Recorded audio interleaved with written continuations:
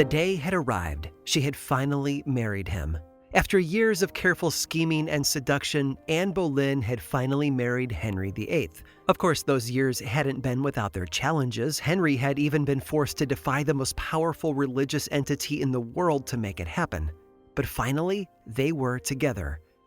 Now, if you were to travel back in time to Anne Boleyn's wedding, I'm fairly certain that she would tell you that in that moment, it was the happiest day of her life. Sadly, as we all know today, her story didn't end as happily as it began. Unable to produce a male heir, she was forced to endure years of her husband's anger and abuse. With each passing month, his affection faded, until finally the king decided that it was time to move on. So he accused her of horrible crimes, and then he chopped off her head. It's said that your wedding day is the start of that fairy tale goal of happily ever after. But it doesn't always work out that way. In fact, according to some tales, the bride never even makes it down the aisle. So grab a tissue and take your seat, because the ceremony is about to begin. I'm Aaron Mahnke, and this is Lore Legends.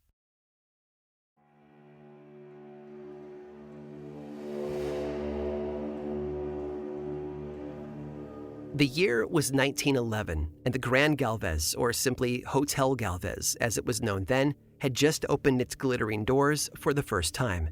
And trust me, this is no ordinary hotel. Perched off the coast of the Gulf of Mexico on the island of Galveston, Texas, the spectacle is a sprawling castle like Goliath, fit for royalty. Over the years, its opulence has attracted such visitors as FDR, Dwight D. Eisenhower, Frank Sinatra, and more. In fact, it was even nicknamed, and I quote, the playground of the Southwest for the American elite. And yet one of the hotel's most famous guests is a young woman you've probably never even heard of. Her name was Audra. As the legend goes, Audra checked into the Hotel Galvez sometime in the mid-1950s. But she wasn't one of the vacationing wealthy, eager to hobnob with fellow one-percenters. No, Audra was drawn to this particular hotel for a different reason. That is, love. Her fiancé, you see, was a mariner who had sailed out of Galveston not long before and would eventually return there to port. And for Audra, well, every moment apart from him was agony. She took comfort, though, in knowing that he'd have to come back to land at some point, and when he did, she would be waiting there for him. Refusing to miss even a moment of her sweetheart's return, she decided to rent a room at the hotel right there overlooking the port, room 501 to be exact, if the stories are true. She burrowed in and made the hotel her new home. Every day, Audra would take the elevator up to the 8th floor, and then she would scramble up a narrow ladder to the tippy top of the hotel, sneaking inside one of the turrets. There was a small window in the tower, and it's through this glass, hidden away from the world, that Audra would watch the sea, hoping to spy her beloved's ship. She watched and she waited, but the boat didn't come. Not after a day, not after a week, not after a month. Finally, Audra received horrible news. Her fiancé's ship had sunk. All her worst nightmares, it seems, had come true. Her sweetheart had been lost at sea. At first, she refused to believe it. She continued to visit the turret, keeping vigil over the cruel sea, searching for the ship. But after a few days of this, she couldn't lie to herself any longer. It was real. He was gone. With her hope lost, despair took hold. After all, she had shaped her entire life around this man, and without him, well, she simply couldn't see a way forward. According to the legend, Audra hanged herself right there in the west turret.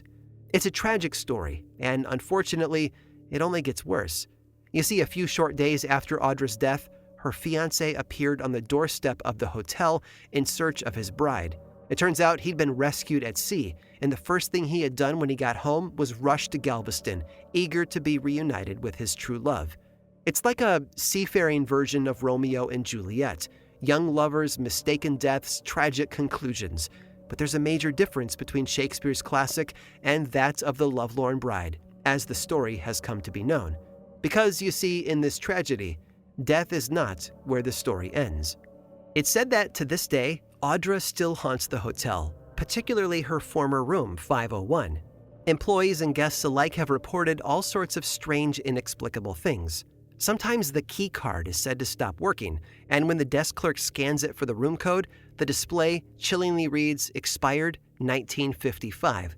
The room's phone will ring and ring, even when the switchboard reports that no calls were received and no one is on the other line. Paranormal investigators have stopped by to pay Audra a visit too. They've allegedly seen mysterious orbs, felt cold spots, and heard disembodied footsteps and voices. Not only that, but the distinct fragrance of gardenia, supposedly Audra's favorite scent, was smelled wafting through the air. And of course, no haunted hotel would be complete without a good old classic ghost sighting. The lovelorn bride has been spotted wandering the halls, racked with sobs. She often appears near the same elevator she would take daily to reach her turret, and children staying in the hotel have been said to scream and point at, well, nothing. Some guests have even experienced the overwhelming sensation of something invisible sitting with them on their beds. Which, as someone who often has to travel for live shows and festivals, I would just like to say, no thank you. Now, okay, I will admit our researchers were not able to find any evidence of an actual woman named Audra dying at the hotel, or any death even vaguely fitting this story at all. But facts rarely get in the way of a good yarn, or in this case, in the way of an advertising opportunity.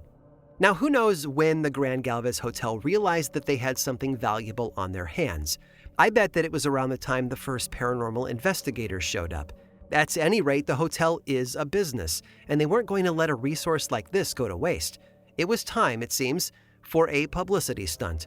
So in October of 2022, they decided that their saddest guest deserved a little pick-me-up. They were going to give her something that she never got to receive in life, a proper wedding. And all of the travelers staying at the hotel, oh yes, they were invited. Guests were encouraged to arrive in full costume as if they were part of Audra's official wedding party, prizes were doled out for the best outfit, and a full reception was had, all in honor of Audra. And I'm not sure if the lovelorn bride has stopped haunting the hotel after she finally got to have the wedding she'd been deprived of when alive. But one thing is certain, it sure didn't put an end to the stories.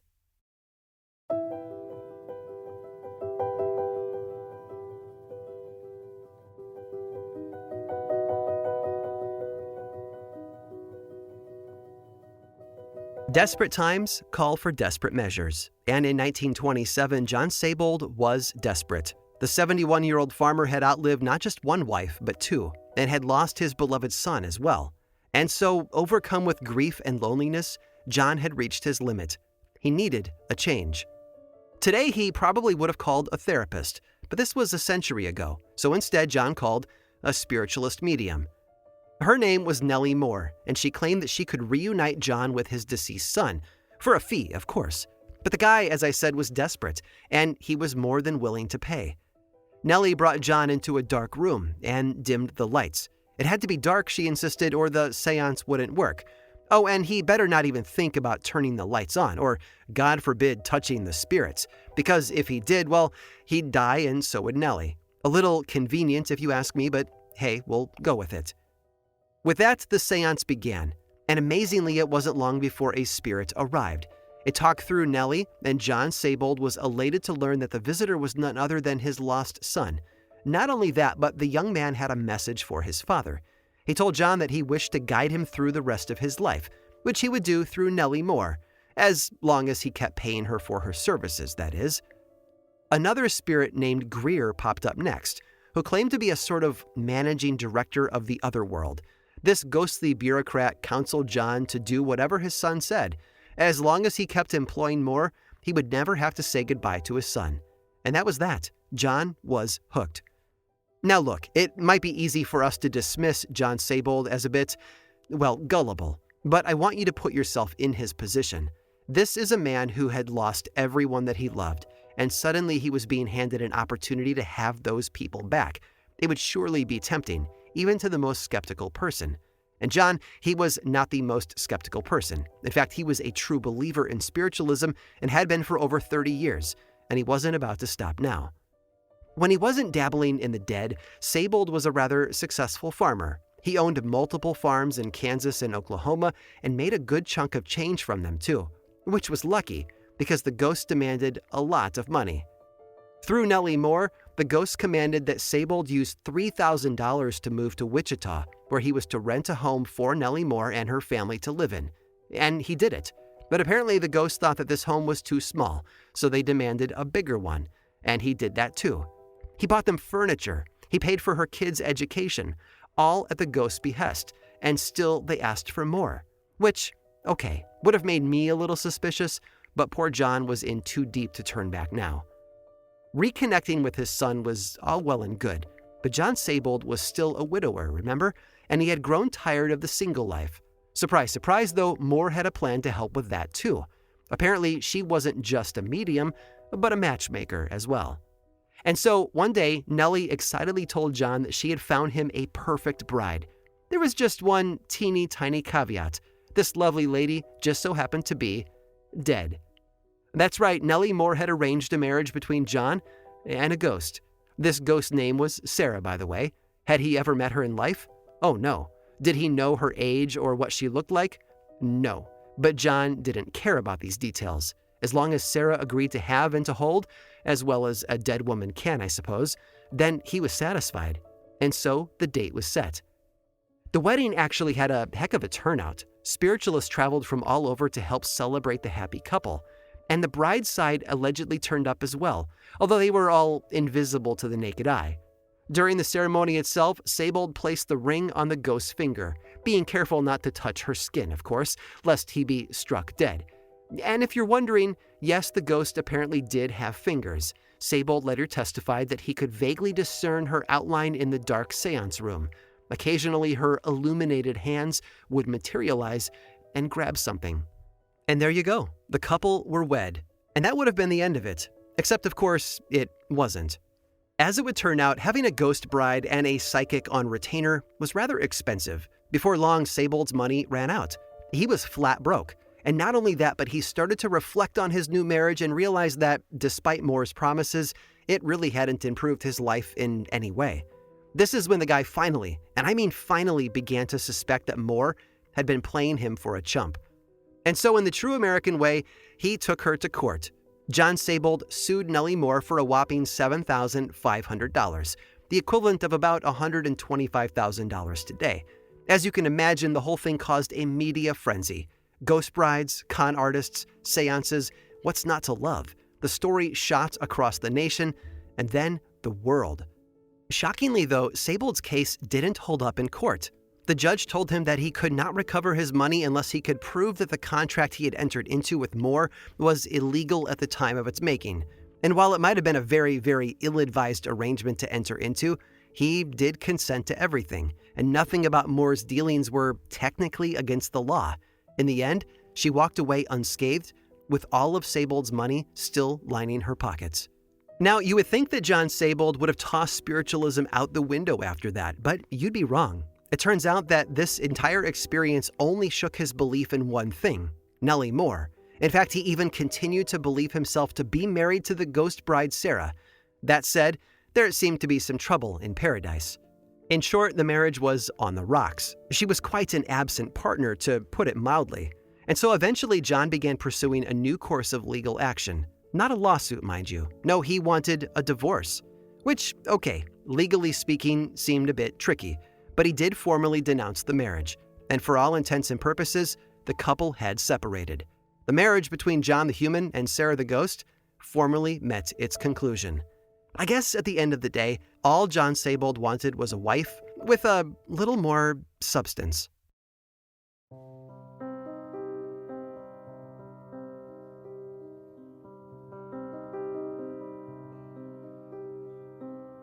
On June 27th of 1868, the warm Saturday sun was setting on Alexandria, Virginia. It was a peaceful summer evening. The crickets were chirping, a humid breeze was blowing in from the Potomac River, and the town was settling in for the night. Over on North Fairfax Street, though, the energy in the Schaefer household was a little more electric. Located right above a candy shop, the building was bursting with laughter and celebration. It was a big night, after all, the last night before the family's youngest daughter would be getting married. A wedding is a big deal in any family, but a Schaefer wedding was an event for the whole community. The Schaefer patriarch, Christian, was the town's best confectioner, and like any town worth its salt, Alexandria held its candy man in high regard. He was well respected, and so were his children. His youngest, Laura, was described as one of the city's, and I quote, prettiest ornaments. But pretty or not, she would soon be off the market. The local beauty was engaged to the charming Charles Tennyson. It said that he had been her constant companion for years. She simply wouldn't let any man but Charles near her, and he wouldn't let any woman but Laura near him. They were truly, desperately in love. And so the night before their wedding was a happy one. Well, for a while, anyway. Around 7:30, the glowing bride went into her bedroom on the 3rd floor to change clothes for dinner. Her grandmother was with her. At some point, she went to go fetch something from her father's room. It must have been dark by then, because Laura carried a kerosene lamp with her to light the way. Now, these lamps didn't have bulbs inside them. Instead, they had little flames. Those flames were powered by a type of fuel called kerosene. And as poor Laura was about to learn, kerosene is extremely combustible. She was halfway through her father's room when the lamp cracked, and once the lamp cracked, the kerosene spilled out. The fuel touched the flame, and it instantly caught fire as it cascaded onto Laura's skirts. In a matter of seconds, she was engulfed in flames. Throwing the lamp down, she screamed. She ran down 2 flights of stairs, wailing as she went. The fire only spread as it found more material to devour. Laura was being burned alive. I can't even imagine how terrible it was for her family to hear her screams, or even worse, to see her run toward them completely ablaze. Her brother-in-law later said that her head was completely covered in fire. Through her screams, Laura begged her family to save her. Thanks to some quick thinking from her brother-in-law, she was soon enveloped in his coat. The flames were smothered, but not before they had taken their toll. The family called the doctor, but there was little he could do. Her beautiful face was unrecognizable, her entire body covered in severe burns. Laura suffered through the night until she finally passed away the next morning. Her fiancé Charles was by her side when she died, remaining steadfast in the final hours of his bride-to-be's life. It's a tragic story, and one that I wish I could simply end here, but I'm afraid there was one more casualty on this ill-fated wedding day. Charles, you see, could not bear to go on without the love of his life. Laura passed away at 11 a.m. the morning of her wedding, and at 2 p.m. that very same day, Charles put a pistol to his temple. By the next day, he too had passed on, finally with his bride once again. And it might make this terrible story more palatable to believe that these two lovers, so cruelly torn apart in life, were then reunited in death. But there are many who claim that their spirits never moved on, and that they may still be stuck in the very building where Laura lost her life. Both proprietors and visitors have claimed to have experienced their presence. Laura is said to be a friendly ghost, offering the occasional soft hello and not causing much mischief aside from maybe shaking a lamp or two. Charles, though, is a different story. People have claimed to feel a man's energy in the basement of the house, and it's not a happy presence either. And that makes sense. His spirit may still be dealing with the trauma of watching his fiancée die in the most gruesome way possible, after all. One witness claims that he shouted at her to leave, while the owner of a Christmas shop that briefly lived at that address has said that he knocked ornaments around. The most common incident reported, though, is the smell of something burning. The scent has hovered around the house for generations now, lingering in the air like smoke. But nothing puts out a fire like something cold, and their spirits may have finally been given a soothing balm of ice cream. That's right. Today, the building has been turned into an ice cream shop, a fitting homage to what was once a confectioner's. Old memories are slowly being replaced with happier ones. And if I had to guess, that burning smell may be hard to pick out over the sweet smell of sugar.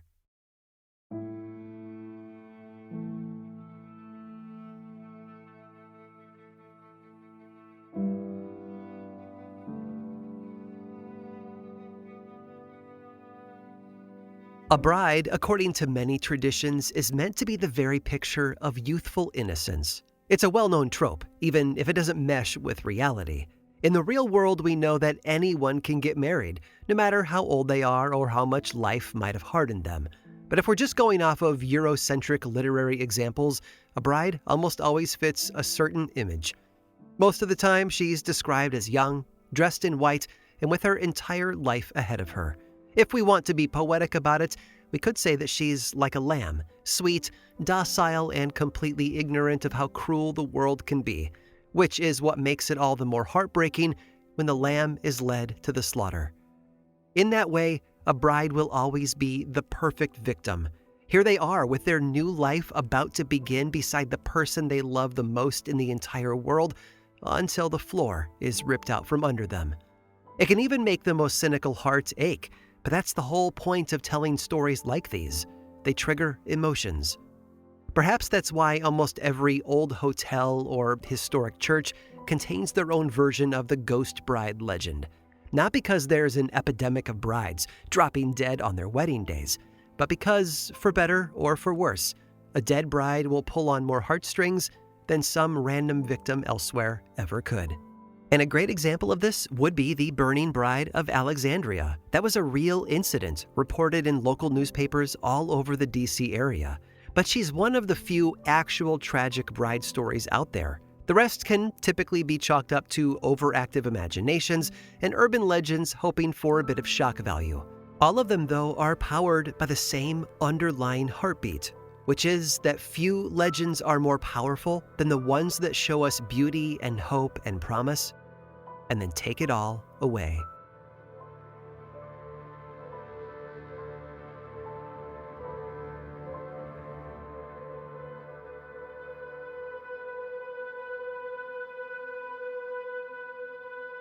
I hope you've enjoyed crashing a few legendary weddings with me today. These unions were not always blessed, as you might have noticed, but they sure provided a few chills as compensation. Brides, of course, come in all shapes, sizes, and colors, and can present vastly differently depending on the culture and the era they're from. In fact, as one last story will reveal, some can even look a little green around the gills. Stick around through this brief sponsor break to hear all about it.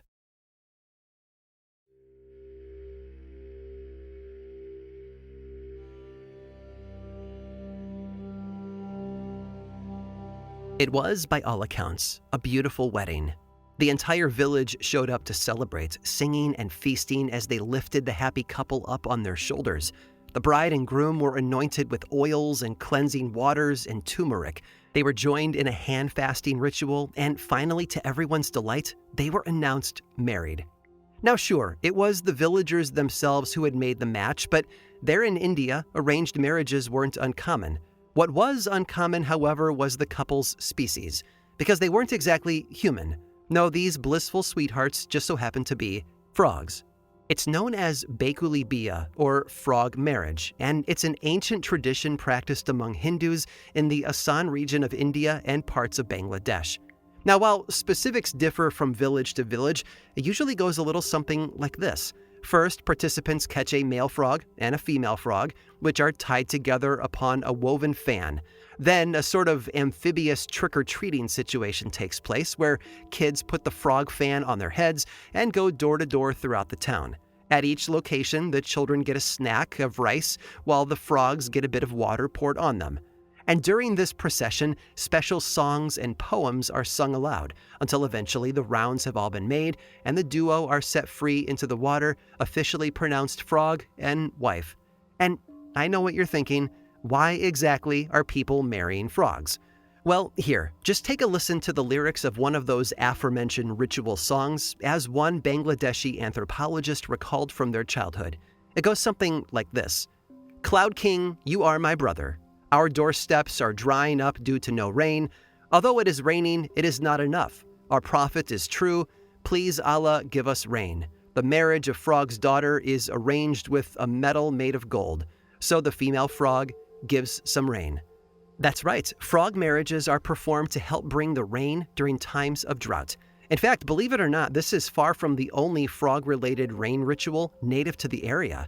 In Nepal, for example, frogs are bribed with milk, rice, incense, and ghee to bring on rain, while in Madras, falling rain is celebrated by tying a frog to a rice winnowing fan and wandering the town singing, and I quote, "Lady Frog must have her bath," which, now that I think about it, is a phrase I might just have to start whispering to myself before my daily shower. Not all of these traditions are quite so adorable, though. In the Kumaon district of northwest India, a frog is hanged from a tree to bring on rain. Meanwhile, in the particularly gruesome example from the Ganges Valley, women will attempt to break a drought by putting a frog in a rice press and slowly crushing them with a lever. The more the tortured animal screams, the better the rain spell is supposed to work. Now, I will admit, it's not hard to see why people would choose to use frogs in a rain spell. After all, they're an animal that thrives in the rainy season, and they come out croaking whenever the skies open up. It's easy to imagine the post hoc fallacy that led to these traditions. When it rains, frogs croak. Therefore, the frogs must be causing the rain. And the thing is, while these practices stretch back to ancient times, they're still hopping to this day. In fact, as recently as the spring of 2024, the Assam town of Biswanath performed a frog marriage ritual during one particularly devastating drought. Oh, and by the way, if the marriage goes a little too well and your drought becomes a deluge, don't worry, there's a solution for that as well. Just ask the folks who, during India's 2019 floods, gathered together to perform none other than a frog divorce.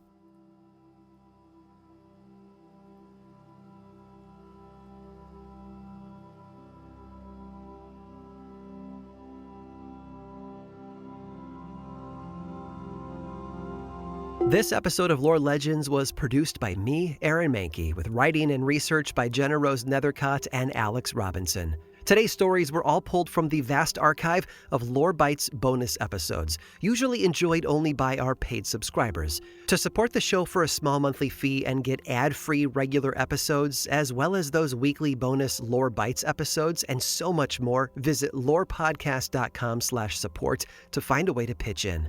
Of course, Lore is much more than just a podcast. There's the book series and the TV adaptation available on Amazon Prime. Information about those is available over at lorepodcast.com. And of course, you can follow the show on various social media platforms like Threads, Instagram, Blue Sky, and YouTube. Just search for Lore Podcast, all one word, and then click that follow button. And when you do, say hi. I like it when people say hi. And as always, thanks for listening.